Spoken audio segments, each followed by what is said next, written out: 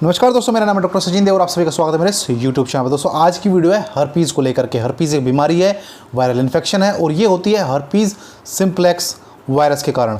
Herpes simplex virus के कारण ये बीमारी होती है, एक वायरल प्रॉब्लम है, इससे बैक्टीरिया से कोई संबंध नहीं है इसका। और मैं स्क्रीन पर दिखाता हूँ कैसी होती है। हल्के हल्के आपको देख सकते हैं, थोड़े थोड़े छाले बोल सकते हैं इसे आप, जो ग्रुप में है इकट्ठा होकर के बनी हुई हैं, या फिर आप बोल सकते हैं फुंसियाँ, छोटी छोटी फुंसियाँ इकट्ठी होकर के बनी हुई है ग्रुप में। और इनमें से क्या होता है, हल्का हल्का पानी सा निकलता रहता है। तो ये एक इन्फेक्शन है, वायरल इन्फेक्शन है। इसमें बस हल्की सी खुजली हो सकती है और ज़्यादा कोई ऐसा दिक्कत नहीं होता है कि इतना दर्द या कोई बुखार या कोई अकड़न, कोई जकड़न, ऐसी कोई दिक्कत नहीं होती है। हल्की सी खुजली हो सकती है, थोड़ा सा जलन सी आपको महसूस दे सकती है जब तक ये प्रॉब्लम रहती है। तो इसका कारण आपने समझ लिया, ये वायरल इन्फेक्शन है, किसी को भी हो सकता है। ऐसा नहीं है कि भाई मेरे है और आपको लग गया उसे, ऐसे छुआछूत की वाली बीमारी नहीं है, ऐसे नहीं लगता है ये। बट ये वायरल इन्फेक्शन, अगर आपको भी वायरल इन्फेक्शन हो चुका है, उससे लग गया है अलग पर्सन से, तो आपको बीमारी हो सकती है। छूने से नहीं, हाँ, बट वैसे इन्फेक्शन, ये वायरल इन्फेक्शन हो सकता है आपको।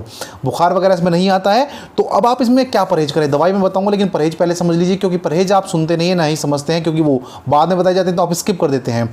तो जो परहेज है वो आपको खट्टी चीज़ों का परहेज करना है। खट्टी चीज़ें कौन सी? नींबू हो गई, दही हो गई, मट्ठा, आपका मौसमी, संतरा, फ्रूटी हो गई, या फिर आपकी कोई कोल्ड ड्रिंक हो गई। जिन भी चीज़ों में, जैसे आंवला हो गया, अचार हो गया, जिन भी चीज़ों में खट्टापन है वो आपको नहीं लेनी है। तो इन चीज़ों का आपको परहेज करना है। और आपको चावल नहीं लेने हैं, किसी भी फॉर्म में चावल आपको नहीं लेने हैं, किसी भी तरह के, जैसे चावल हो गए, बिरयानी हो गई, आपके पुलाव हो गए, आपके खिचड़ी हो गई, आपकी खीर हो गई, ये आपको नहीं लेने हैं। तो ये परहेज आपको करके चलना है। तो एक क्रीम बताऊंगा और एक खाने की दवाई बताऊंगा, वो आपको लेकर आनी है और आपको इस्तेमाल करना है, और बताऊंगा कैसे कैसे लेनी है। तो जो पहली दवाई है वो है हर्पेक्स 400 में, हर्पेक्स 400 mg में।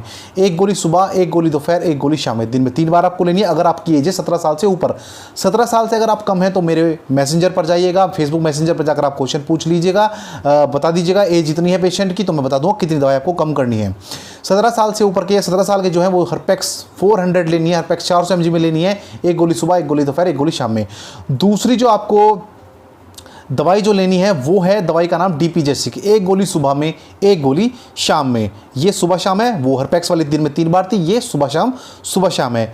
तीसरी गोली है मेरे भाई लिवोसेट 5 mg में, एक गोली सुबह में, एक गोली शाम में, ये भी दिन में 2 बार है।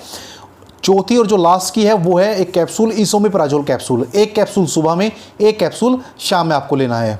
ये भी आपको दिन में 2 बार ही लेना है। यानी बाकी जो 3 दवाई थी वो आपको दिन में 2 बार, और जो पहली हर्पेक्स नाम से है वो दिन में 3 बार आपको लेनी है।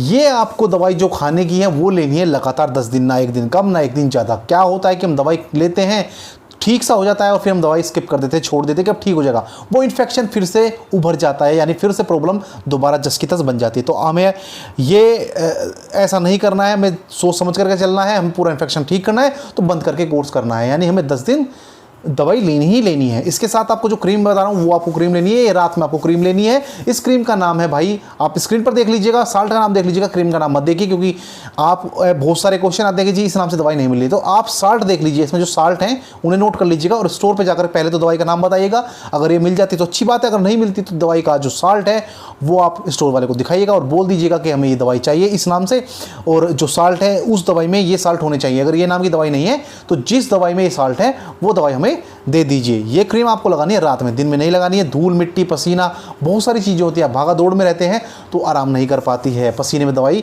पूछ जाती है, कपड़ों पर लगकर पूछ जाती है। जब आप रात को सोते हैं तो एक निफ्राम होते हैं, एक रेस्ट पोजीशन में होते हैं, तो उसमें दिक्कत ये नहीं आती है। तो आप दवाई लगा कर रात में सो जाइए। केवल आपको रात में ही दवाई लगानी है। और खाने की जो दवाई है पहली दिन में 3 बार, बाकी जो है वो सुबह शाम लेनी है आपको, सादे पानी से। खाना खाने के आधा घंटे बाद आपको दवाई लेनी है। 10 दिन का आपको कोर्स करना है, 10 दिन के बाद आप पूरी तरह से क्योर हो जाएंगे, ठीक हो जाएंगे। जो परहेज बताया उसका आप ध्यान रखें। अगर फिर भी कोई क्वेश्चन आपके मन में है तो मेरे मैसेंजर पर आकर के आप क्वेश्चन पूछ सकते हैं। अगले वीडियो में जल्दी मुलाकात होगी, तब तक स्वस्थ रहें, मस्त रहें, तंदुरुस्त रहें। आपका दिन शुभ हो। नमस्कार, धन्यवाद।